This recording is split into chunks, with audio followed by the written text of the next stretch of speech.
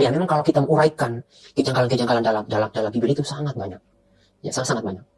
Kalau kita mau utarakan satu persatu memang butuh waktu yang cukup panjang. Ya, salah satu saja yang paling membuat mereka itu tidak berkutik. Satu, kalau yang sering Ustaz mau kita sampaikan itu, tolong tunjukkan di mana Yesus menunjukkan kata Tuhan itu, memang mereka tidak bisa bantahkan. Ada satu lagi mereka tidak bisa bantahkan. Tolong tunjukkan ke kita. Tidak ada satupun saya dapatkan dalam Alkitab, amalan-amalan yang kita lakukan yang terdapat dalam Alkitab. Jadi tidak ada satu perintah Tuhan yang ada dalam Alkitab yang dikerjakan oleh orang Kristen saat itu. Sampai saat sekarang, bukan saat itu. Sampai hari ini tidak ada satupun perintah Allah yang ada dalam Alkitab itu mereka kerjakan.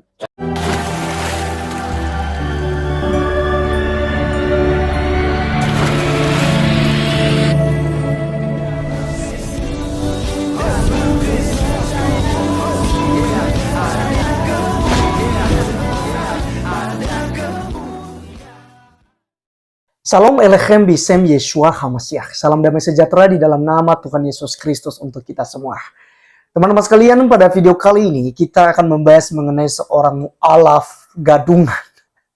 Ya, mu'alaf kaleng-kaleng ya, teman-teman sekalian, yang kurang lebih dengan mu'alaf-mu'alaf yang lain ya, yang pernah kita bahas di channel TV Laskar Kristus. Dan kali ini kita akan membahas mengenai seorang mu'alaf ini yang mengatakan bahwa ya, tidak ada satupun dalam Alkitab yang menerangkan bahwa Yesus Kristus adalah Tuhan. Dan yang kedua, tidak ada gitu ya perintah Tuhan yang ada di dalam Alkitab yang dikerjakan atau yang dilakukan oleh orang-orang Kristen. Nah, oleh karenanya teman-teman sekalian, klaim-klaim seperti ini perlu kita luruskan. Oleh karenanya, kita langsung saja tonton videonya terlebih dahulu. Berikut videonya. Ya memang kalau kita menguraikan kejanggalan-kejanggalan dalam Bibel itu sangat banyak. Ya sangat banyak. Kalau kita mau utarakan satu persatu memang butuh waktu yang cukup panjang. Ya, salah satu saja yang paling membuat mereka itu tidak berkutik. Satu, kalau yang sering Ustaz mau kita sampaikan itu, tolong tunjukkan di mana Yesus menunjukkan kata Tuhan itu, memang mereka tidak bisa bantahkan. Ada satu lagi mereka tidak bisa bantahkan. Tolong tunjukkan ke kita. Tidak ada satupun saya dapatkan dalam Alkitab, amalan-amalan yang kita lakukan yang terdapat dalam Alkitab. Jadi tidak ada satu perintah Tuhan yang ada dalam Alkitab yang dikerjakan oleh orang Kristen saat itu. Sampai saat sekarang, bukan saat itu. Sampai hari ini tidak ada satupun perintah Allah yang ada dalam Alkitab itu mereka kerjakan. Contoh, mereka disuruh sunat, tidak disunat. Disuruh puasa, tidak puasa. Disuruh sujud ketika ibadah, tidak sujud. Disuruh pakai jilbab, tidak pakai jilbab. Disuruh sholat, tidak mau sholat. Nah, justru melakukan amalan yang dilarang oleh Allah. Makan babi, makan anjing. Nah, itu larangan semua tuh. Jangan ibadah pada hari Minggu. Nah, itu dilarang semua sama Allah. Sehingga timbul dulu pertanyaan saya kepada para pendeta. Saya bilang, Pak, tolong tunjukkan satu ayat ke saya. Perintah Tuhan yang kamu kerjakan. Nah, tidak ada. Jadi itu salah satu bagi saya, maaf ya. Saya bukan menjelekkan agama saya sebelumnya. Tidak, saya hanya menyampaikan penemuan saya bahwa ini agama sudah tidak benar ini, karena mereka menjalankan bukan perintah Tuhan. Saya tidak tahu apakah itu atau apa yang jelas. Ya. Mereka tidak menjalankan perintah Tuhan yang ada dalam Alkitab, itu saja. Sehingga saya tinggalkan agama itu. Beda dengan Islam. Perbedaan jauh dengan Islam. Islam itu mereka melakukan amalan, ketika amalan itu tidak ada dalam Al-Quran dan hadis, maka tertolak amalannya, ditinggalkan, disuruh tinggalkan tuh. Maka harusnya jangan kamu kerjakan itu pekerjaan. Karena tidak akan dihitung pahala nanti itu. Nah itu. Sehingga beda antara Kristen dengan Islam itu tidak ada. Perbedaannya kalau kita mau katakan antara bumi dan langit terlalu dekat. Perbedaannya apa? Perbedaan antara orang Islam dan orang Kristen antara surga dengan neraka. Orang kafir itu Kristen di neraka, orang Islam itu di surga. Jadi tidak ada perbedaan orang Kristen dengan orang kafir itu antara bumi dan langit. Oke, teman-teman sekalian, itulah yang kita sudah dengarkan dari si mu'alaf ini ya. Jadi jelas bahwa dia katakan tidak ada satupun perintah ya yang diperintahkan oleh kitab suci Kristen yang dilakukan oleh orang-orang Kristen sampai pada hari ini gitu ya. Memang luar biasa sekali dia menghakimi gitu ya. Dia menghakimi, dan kemudian tidak ada di dalam Alkitab juga yang menerangkan bahwa Yesus Kristus adalah Tuhan. Yang berikut juga dia katakan teman-teman sekalian bahwa orang Kristen justru melanggar apa yang dikatakan di dalam Alkitab. Misalnya ya, jangan makan daging babi, orang Kristen makan daging babi. Jangan beribadah di hari Minggu, orang Kristen beribadah di hari Minggu, gitu ya. Dan lain-lain teman-teman sekalian. Nah, oleh karenanya ini penyesat teman-teman sekalian, ya, guru palsu. Ya, kalau ke Anda mau mu'alaf saja. Jadi sekalipun Anda mengatakan saya tidak berniat untuk menjelekkan agama saya sebelumnya, tapi apa yang Anda terangkan, apa yang Anda ceritakan ini adalah sebuah ya penghinaan, ya, dan juga menjelekkan, mengolok-olok ajaran kekristenan itu sendiri. Anda siapa sampai Anda berani mengatakan bahwa tidak ada satupun yang dilakukan oleh orang Kristen yang diperintahkan oleh Alkitab? Maka teman-teman sekalian, kita harus jawab hal ini. Yang pertama, kita harus menunjukkan kepada dia mengenai Yesus Kristus adalah Tuhan, gitu ya. Apakah dia berpatokan dengan satu buku yang ditulis oleh Insa Monggoginta almarhum, ya? Ya, sesuai dengan perspektif Kristen, iman Kristen, jika di luar Yesus pasti tempatnya di neraka jahanam. Jadi Insa Monggoginta ya kita memastikan karena di luar Yesus pasti binasa, teman-teman sekalian. Alkitab menerangkan hal itu. Kamu akan mati dalam dosamu jika engkau tidak percaya bahwa akulah Allah. Gitu. Alkitab mengatakan, Yesus Kristus mengatakan demikian. Nah, kalau kita melihat apakah ada di Alkitab yang menerangkan bahwa Yesus Kristus adalah Tuhan, itu sangat banyak sekali teman-teman sekalian. Dan satu saja, karena ini sudah sering kita bahas, kita lihat dalam Yohanes 13 ayat 13 ya. Firman Tuhan katakan begini, kamu menyebut aku guru dan Tuhan, dan katamu itu tepat, sebab memang akulah guru dan Tuhan. Ini perkataan Tuhan Yesus Kristus loh. Ya, kamu menyebut aku guru dan Tuhan. Katamu itu tepat, karena aku memang Tuhan dan guru. Ini jelas ya, Yesus mengakui bahwa dia adalah Tuhan. Kemudian, di dalam Markus pasalnya yang kedua, ayat yang kelima teman-teman sekalian. Ya, Markus pasal yang kedua, ayat yang kelima. Firman katakan begini, ketika Yesus melihat iman mereka, berkatalah ia kepada orang lumpuh itu, hai anakku, dosamu sudah diampuni. Ayat 6. Tetapi di situ ada juga dulu beberapa ahli Taurat, mereka berpikir dalam hatinya, mengapa orang ini berkata begitu? Ia menghujat Allah. Siapa yang dapat mengampuni dosa selain daripada Allah itu sendiri? Jadi teman-teman sekalian, Yesus ketika dia katakan, hai anakku, dosamu sudah diampuni, dia memposisikan dirinya sebagai Allah. Dia menyatakan dirinya sebagai Allah yang berhak mengampuni dosa, menghapuskan dosa umat manusia. Hai anakku, dosamu sudah diampuni. Itu sebabnya ahli-ahli Taurat, ya orang-orang Farisi pada waktu itu, mereka mengatakan menuduh Yesus sebagai penghujat Allah. Karena dia menyamakan dirinya sebagai Allah. Jadi jelas teman-teman sekalian bahwa Yesus Kristus adalah Allah itu sendiri. Dia adalah Tuhan alam semesta ini. Dan kemudian kalau kita melihat lagi di dalam ayat 10-nya, Yesus Kristus mengatakan, tetapi supaya kamu tahu bahwa di dunia ini anak manusia berkuasa mengampuni dosa, berkatalah ia kepada orang lumpuh itu, kepadamu katakan bangunlah, angkatlah tempat tidurmu dan pulanglah ke rumahmu.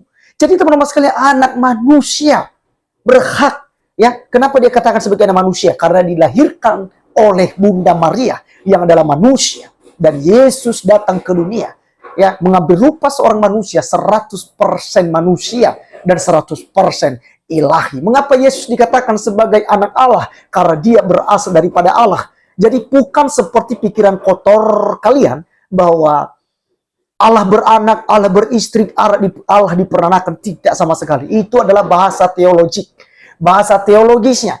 Dan orang Kristen mengatakan demikian, bukan berarti Allah punya anak, punya istri gitu. Ya. Jadi kurang lebih ya persamaannya anak tangga. Kan tidak mungkin tangga beranak. Ya, tapi ada anak tangga, ada bahasa Indonesia anak tangga. Demikianlah, anak Allah bukan berarti Allah beranak dan diperanakan. Ya, jadi jelas teman-teman sekalian, kemudian satu ayat lagi ya untuk membuktikan bahwa Yesus Kristus adalah Tuhan. Ya, di dalam kitab terakhir dalam Perjanjian Baru, kitab Wahyu pasal 1 ayat yang ke-8. Firman Tuhan katakan begini, aku adalah Alfa dan Omega. Firman Tuhan Allah yang ada dan yang sudah ada dan yang akan datang, yang maha kuasa. Yesus mengklaim dirinya bahwa Alfa dan Omega, yang awal dan yang akhir. Yang berani berkata ini hanya Allah itu sendiri. Yahweh, teman-teman sekalian. Sekali lagi, Yahweh, bukan Allah SWT. Yang berani berkata aku adalah Alfa dan Omega hanyalah Yahweh. Dan Yesus mengatakan di sini bahwa dia adalah Yahweh itu sendiri. Itu sebabnya dia katakan aku adalah Alfa dan Omega. Ya, firman Tuhan Allah. Firman, Yohanes 1 ayat 1 pada mulai adalah firman, firman itu bersama-sama dengan Allah, dan firman itu adalah Allah itu sendiri. Di dalam ayat 14, Yohanes 1 ayat 14, firman itu telah menjadi manusia dan diam di antara kita. Jadi jelas bahwa Yesus Kristus adalah firman Allah yang telah menjadi manusia. Dan di sini dikatakan yang akan datang yang maha kuasa. Yesus Kristus yang mengklaim dirinya yang maha kuasa. Dan ini adalah bukti-bukti dalam Alkitab. Masih banyak lagi. Kalau Anda berdiskusi dengan Anda, saya bisa membuktikan ya ribuan ayat kepada Anda yang menerangkan dalam Alkitab bahwa Yesus Kristus adalah Tuhan. Itu jawaban yang pertama teman-teman sekalian. Dan kita masuk ya dalam jawaban yang kedua mengenai bahwa tidak ada satupun yang dilakukan oleh orang Kristen yang telah diperintahkan oleh Alkitab, oleh kitab suci. Tidak ada satupun. Ini saya menilai teman-teman sekalian bahwa orang ini asbun gitu ya. Jelas-jelas apa yang sudah dituliskan dalam Alkitab. Dalam Alkitab ini. Ya dilakukan oleh orang Kristen. Perintah-perintah Yesus. Kasihlah sama manusia. Orang Kristen mengasihi. Mengasihi Tuhan Allah. Orang Kristen mengasihi Tuhan Allah. Siapa orang Kristen yang demo-demo di jalanan? Siapa orang Kristen ya yang melakukan tawuran, ya, bunuh-membunuh, perang gitu. Ya. Kita lihat di Indonesia ini teman-teman sekalian. Ya, sebenarnya Anda ngaca dong dengan agama baru Anda saat ini. Gitu. Orang Kristen melakukan semua. Orang Kristen ibadah. Dan kalau Anda mengatakan, ya, jangan ibadah di hari Minggu. Tunjukkan ayatnya, di mana ayatnya ada larangan untuk ibadah di hari Minggu. Itu tidak ada di dalam kitab suci. Orang Kristen beribadah di hari Minggu, karena itu merupakan sebuah hari kemenangan iman bagi kekristenan. Di mana Tuhan Yesus Kristus bangkit dari antara orang mati sesudah hari ketiga. Ya, karena Yesus, dia katakan, ya, pada hari yang ketiga, dia bangkit dari antara orang mati. Dia bangkit pada hari yang ketiga, teman-teman sekalian. Itu sebabnya kemenangan bagi kita. Karena kedatangan Tuhan Yesus Kristus, kematiannya, sampai kepada penguburan dan kebangkitannya, itu merupakan kemenangan iman bagi orang-orang Kristen. Itu sebabnya kita ibadah di hari Minggu. Jadi Anda jangan salah. Kemudian kalau Anda mengaitkan ya dengan apa namanya tidak makan babi misalnya, ya jangan makan babi, orang Kristen makan babi. Saya mau katakan dengan Anda, ya orang Islam kan berpatokan dengan Imamat pasal 11.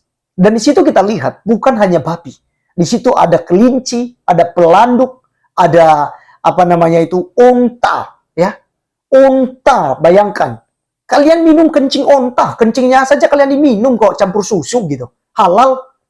Dan itu Alkitab sudah jelas-jelas melarang itu. Apalagi dagingnya, ya udah pasti dimakan dong. Ya, jadi jangan Anda mengklaim iman orang lain, menjelekkan agama orang Kristen. Ya, Anda ngaca dengan agama Anda sendiri terlebih dahulu. Ya, karena bagi kami soal makanan dan minuman tidak berbicara soal kerajaan surga. Ya, karena surga, apa yang dimakan itu masuk ke mulut, masuk ke tenggorokan, masuk ke perut, lalu dibuang.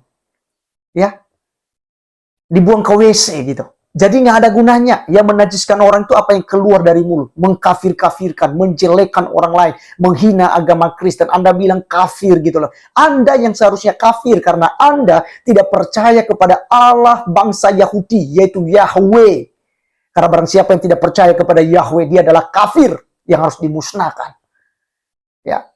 Jadi teman-teman sekalian, orang Kristen melakukan apa yang diperintahkan Alkitab kepada kita. 10 hukum Taurat, orang Kristen dengan tekun melakukan hal itu. Ya, justru ya kalau kita lihat yang melanggar hukum Taurat itu, ya, ajaran agama baru Anda pelajari sendiri. Nanti Anda paham. Ya. Kemudian teman-teman sekalian, orang Kristen itu tinggi perbedaannya ya itu setinggi langit dari bumi gitu. Ya, itu perbedaannya. Ya jelas lah. Ya, jelas. Jangan sama-samakan antara Kristen dan Islam. Itu tidak akan pernah sama.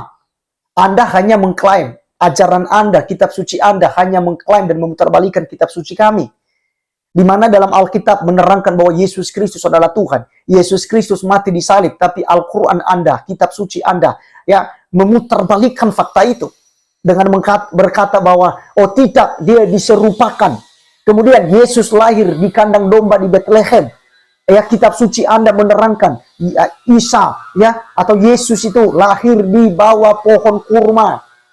Ya, kalian juga mengatakan lagi orang tua daripada Yesus Maryam, saudara Harun dan Musa. Kan udah salah semua itu.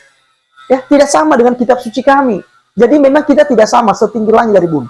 Lalu kalau Anda berkata bahwa orang Islam ada di surga, orang Kristen ada di neraka, Anda ngaca dulu. Anda ngaca dulu. Ya.